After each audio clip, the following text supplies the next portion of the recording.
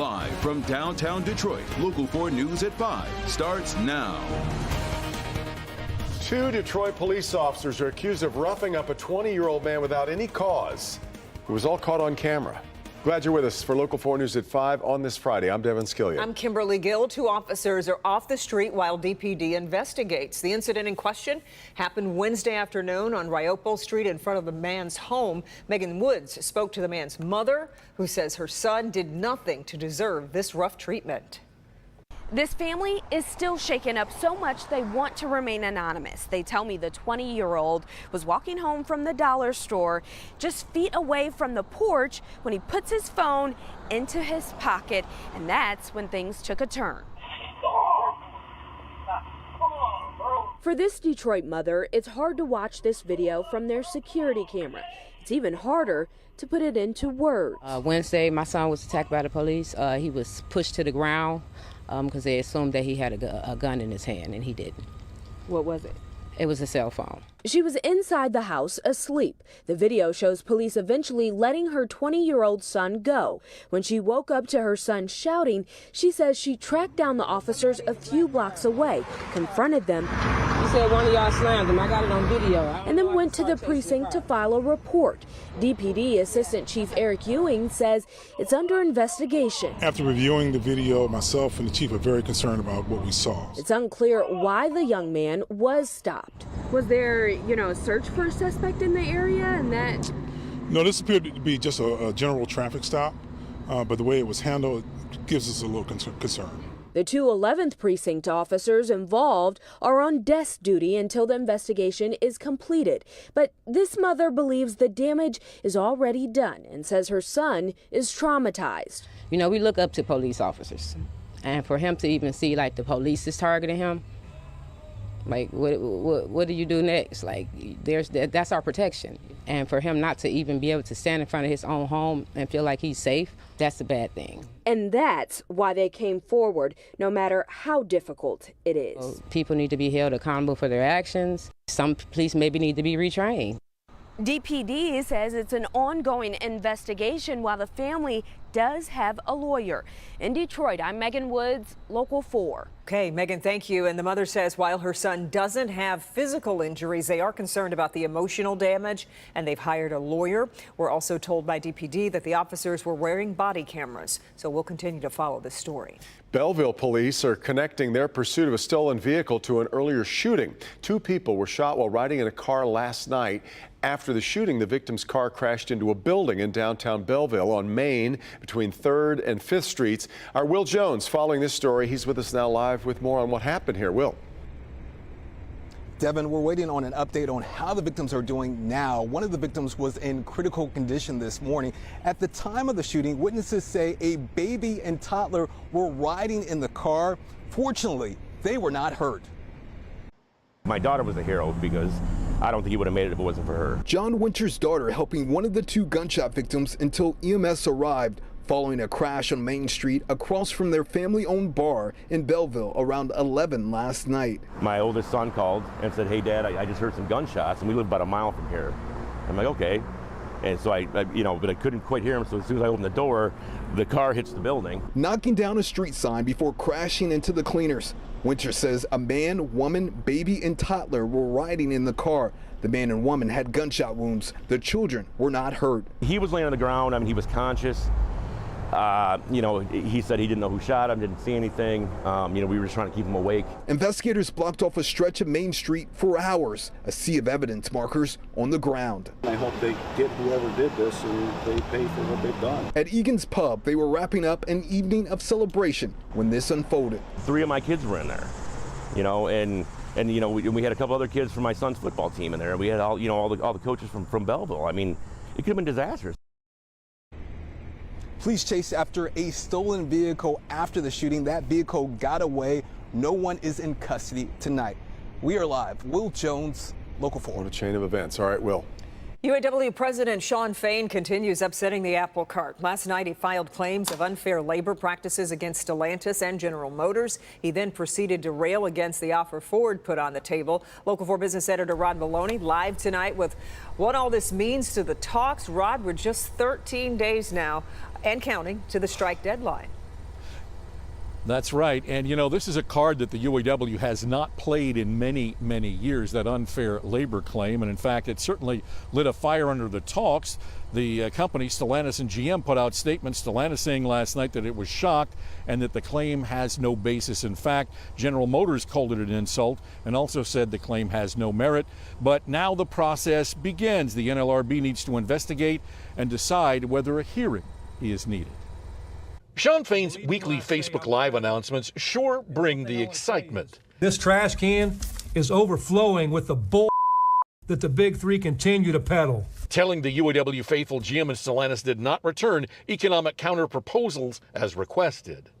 GM and Stellantis' willful refusal to bargain in good faith is not only insulting and counterproductive, it's also illegal. It's a tactic. Detroit labor attorney Deborah Brower tells Local 4 Fain's claim gets the federal government's attention now. The goal may well be just to exert this pressure and get, the company back to the table or to change its position.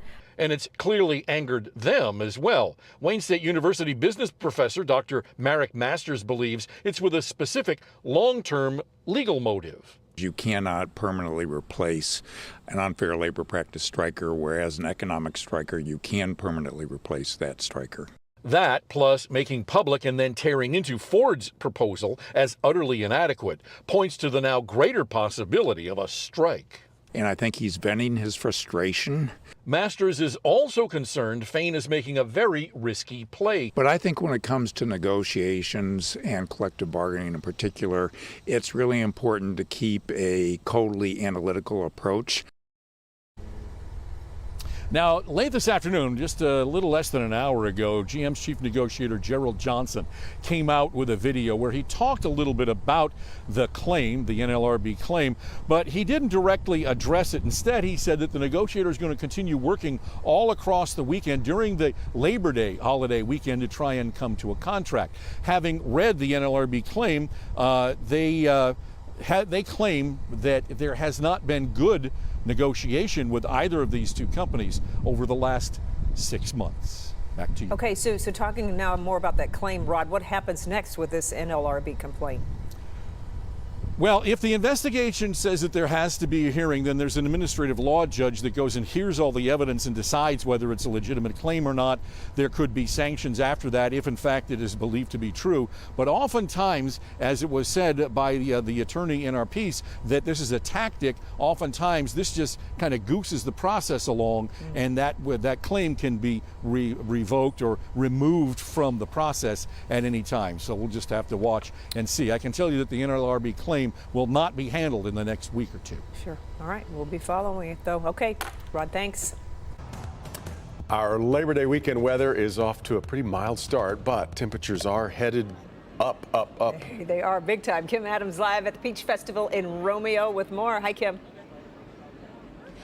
Hi, Kim and Devin. Well, it is a beautiful night here in Romeo. It is going to get hot and humid for the second half of the weekend. And if you don't like that heat, tonight is the perfect opportunity to get out here. They've got peaches everywhere and all kinds of things. Peaches, pizza, beer, you name it. Sushi, everything with peaches out here in Romeo. And they have the perfect weather for it. In fact, take a look right now at our downtown sky cam. And it is beautiful, crystal blue skies throughout the entire day. Nice, stable air. Temperatures right now in Detroit are in the mid-70s, 75 in Detroit, 77 in Howell, 76 in Pontiac, and 77 in Adrian. Not much to really show you on the visible satellite, which is kind of the point to it.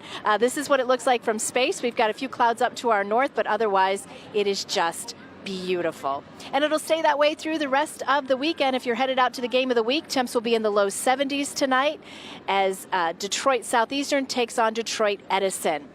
All right, peach pie. I found some pie and I've been waiting to try this. Look at this little ducky in here. How cute is this? I don't know what it is. I guess it's peach. Oh, I had to stir it? I have to stir it. Amazing. And it has a donut. Who can't resist lemonade with a donut on top? How is it? Oh, that's good. Like really, really, really good. It's the donut. I need to stir it up more, but I can't exactly I'm sorry, do that. there's a donut in the screen, so I can't really see past that part. I know, right? Smells so. Is there peach in the donut? There's peach in the donut too, I think. Of course, peach donuts. Love it. Okay, I'll be out there tomorrow. Can't wait. I got to get one of those. Okay, Kim, we appreciate it. Well, there's been a lot of talk about how to protect kids from the worst effects of social media. But what about children who appear in social media often without any choice? Maggie Vespa shows us how one state is zeroing in on parents who rake in millions of dollars on the backs of kid influencers.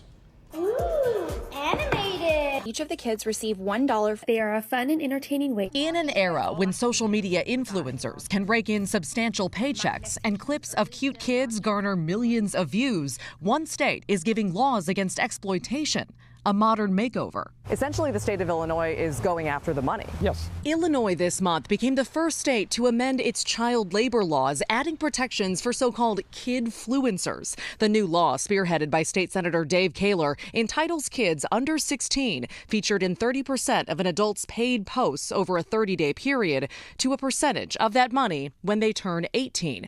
If the adult fails to pay, the law gives the child grounds to sue. This is now a business. We're talking millions of dollars in some cases. Then we need to set up some protection for the child. The move's source, an Illinois teen bothered by videos of toddlers flooding her feed. They're doing dances on TikTok, but also they're having vlogs of them crying. As we start to see these kids grow up, they're going to tell us their stories about the exploitation that's happened. The bill mirrors a nearly century-old law protecting young Hollywood stars and named for silent film child actor Jackie Coogan, who claimed his parents squandered his earnings. My first time not taking concrete with me to get my hair done. Bobby Altoff hopes more states adopt this modern take. She used to post paid content of her daughter, but stopped after reading vicious comments. She says influencer friends who feature their kids favor regulation. I don't think you should be able to just post and make your career off of your children. A real-world debate over the kids growing up on our screens. Maggie Vespa, NBC News. Wow. Something to consider. Oh, yes, because Basil seems like a likely. He's already influencing life everywhere. No pay, but yes. No pay, he does. yes. He's got his own page.